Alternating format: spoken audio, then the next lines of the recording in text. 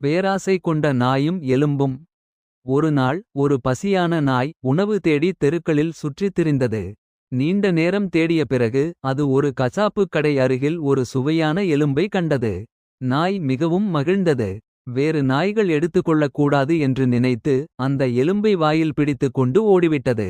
வீட்டிற்கு செல்லும் வழியில் அது ஒரு சிறிய ஆற்றின் மீது இருக்கும் பாலத்தை கடக்க வேண்டியிருந்தது.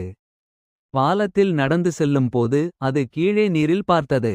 நீரில் வாயில் ஒரு எலும்பை பிடித்துக் கொண்டிருந்த இன்னொரு நாயை அது பார்த்தது.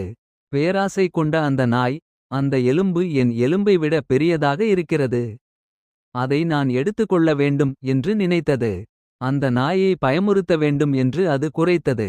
ஆனால் அது குரைக்க வாயை திறந்தவுடன் அதன் வாயில் இருந்த எலும்பு ஆற்றில் விழுந்து போய்விட்டது. பின்னர்தான் அது புரிந்தது, நீரில் இருந்தது வேறு நாய் அல்ல, தனது பிரதிபலிப்பே. வருத்தத்துடன் அந்த நாய் எதுவும் இல்லாமல் அங்கிருந்து சென்றது. கதையின் நெறி: பேராசை இருந்தால் நம்மிடம் உள்ளதை கூட இழக்க நேரிடும். இந்த மாதிரியான நல்ல கதைகளை கேட்க மினி ஸ்டோரீஸ் சேனல் சப்ஸ்கிரைப் பண்ணுங்க.